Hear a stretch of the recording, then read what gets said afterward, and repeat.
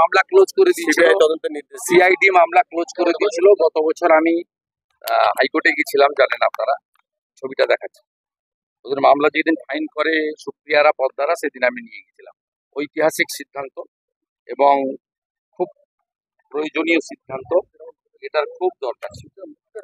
CBI যুগ্ম অধিকর্তাকে seat গঠন করে তদন্তের নির্দেশ দিয়েছে, মূল অভিযুক্ত শেখ শাহজাহান। এই যে যেদিন আমি গেছিলাম, আমি গত বছর নিয়ে গেছিলাম, আমি কৃতজ্ঞ কলকাতা হাইকোর্টের কাছে যে তারা তিনজনকে যেভাবে, একজন অপহৃত, দুজনকে বডি পাওয়া গেছিল, মানে তিনজনকেই কার্যত সবাই বলছে, মানে সিআইডি তার চার্জশিট উল্লেখ, শুধু শাহজাহান নয়, ওখানে সবগুলো শাহজাহানেরই আর কোথাও রাস্তা নেই।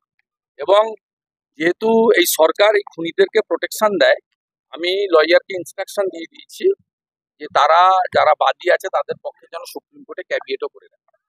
এই মামলাটা নিজে দেখেছি আমি পুরোপুরি, আমি দেখেছি, আমার মনোনীত লয়ার, আমি পূর্ণ লিগ্যাল সাপোর্ট দিয়েছি পদ্মাদের। গণধর্ষণ কাণ্ডে অভিযুক্ত মনোজিৎ টাকার বিনিময়ে এবং যোগ্যতা না থাকা সত্ত্বেও কলেজে ছাত্র ভর্তি করতে। অশোক দেবকে জিজ্ঞেস করুন, ভিজা মাছটা উল্টে খেতে জানেন না, এমন ভাবে থাকেন। সবাই বলছে টাকা ছাড়া তো তৃণমূলের পায়খানা ঘর নিতে গেলেও টাকা দিতে হবে। দিল্লি থেকে ফ্যাক্ট ফাইন্ডিং টিম এসছে চারজনের। আমি এখান থেকে ডেবরা হয়ে ফিরে সন্ধ্যাবেলা মিট করবো, তারা রাত্রি 9টার পুলিশের ফ্লাইটে চলে যাবেন। আমার সঙ্গে কথা হয়েছে, কলকাতার সঙ্গে মিট করেছেন, আমি খবর রেখেছি, কোনো বিষয়ে সঠিক এসওপি মানা হচ্ছে না, কোনো বিষয়ে সঠিক এসওপি মানা হচ্ছে না। মানার দরকার নেই, মানার দরকার নেই, মানার দরকার নেই। মুসলমান থাকলেই হবে, আর টাকা থাকলেই হবে।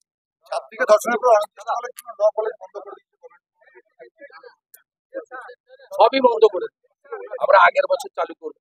আমরা তো সরকারে আসবো, আমরা আগের বছর চালু করবো, ওনারা 1 বছর বন্ধ রাখবো। ও তো দেখেছি, অত্যন্ত জঘন্য। এবং ওনাদের যদি কোনো অভিযোগ থাকে, এখন বলছে 50,000 টাকা নিয়েছি ইত্যাদি দিয়েছে, তা থানায় গেলেন না। তা বাংলাদেশে যা হচ্ছে, হাতে আইন তুলছে, মব লিঞ্চিং, এখানেও তো লিঞ্চিং। তৃণমূলের ওই গুন্ডি নেত্রীকে আগে পুলিশের অ্যারেস্ট করা উচিত, তারপরে তো বিচার হবে। পুলিশের কাছে না যা পাবে না, কিন্তু কোর্ট জুডিশিয়ারি সবাই চায় যে প্রথম পুলিশের কাছে যান। পুলিশ তো দেখুন এই সন্দেশখালীর কেস, পুলিশের কাছে গেছে, সিআইডি দিয়েছে। প্রথমে যারা হাইকোর্টে 18 সালে, পরে 19 সালে গেছিল, 19 সালে গেছিল, তখন হাইকোর্ট বলেছে না তাড়াতাড়ি এসছেন কেন, সিআইডি করছে। তো এবারে সিআইডি যখন তার স্বরূপটা উন্মোচিত করেছে, তখন ধরা পড়েছে। তাই পুলিশের কাছে প্রথম যেতে হবে, কারণ পুলিশের বেতনটা তো কেউ ব্যক্তি বা দল দেয় না, আমরা দিই ট্যাক্সের টাকায়।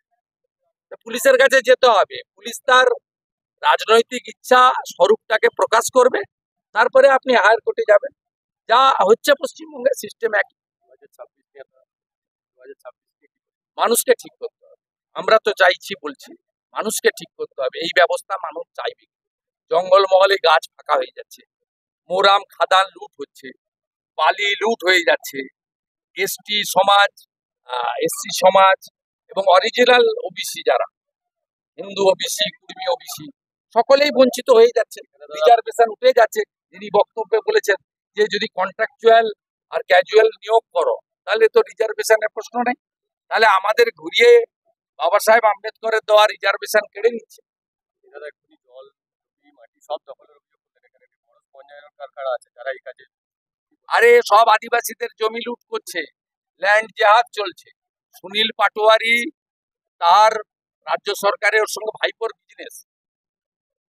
ভাইপোর বিজনেস পুরো একদম দখল করছে, পরিবেশ নষ্ট করছে। এবং গোটা লোধাশুলি, ঝাড়গ্রাম, এই যে গুপ্তমণি, আমাদের কলাইকুণ্ডা সহ এই যে গোটা আদিবাসী বেল্ট, এই বেল্টে সমস্ত লোকের ফুসফুস সহ দুরারোগ্য সব রোগ, যেগুলো এই পলিউশনের জন্য হচ্ছে। আমি ওটা হাত দেবো। এখানে আদিবাসী সমাজ খুব বড় লড়াই করছে এটা নিয়ে, ল্যান্ড জিহাদ নিয়ে। ওরা আমাকে অনেকবার মেসেজ করেছে, আমি বসতে পারিনি। আমি ওটা টেক আপ করবো এবং এটা ছাড়বো না। পাটোয়ারির ব্যবসা বন্ধ করব, ভাইপো এবং পুলিশকে নিয়ে।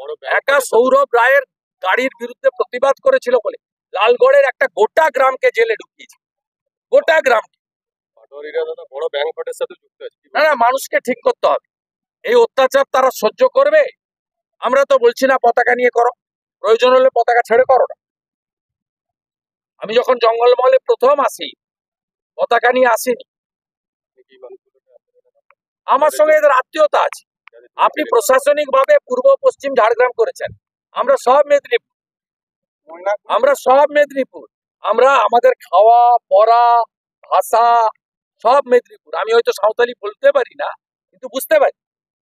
আমি হয়তো কুর্মি বলতে পারি না, কুর্মি বুঝতে পারি। এমনকি পাশের রাজ্য উড়িষ্যা, কিছু বলতেও পারি, বুঝতেও পারি।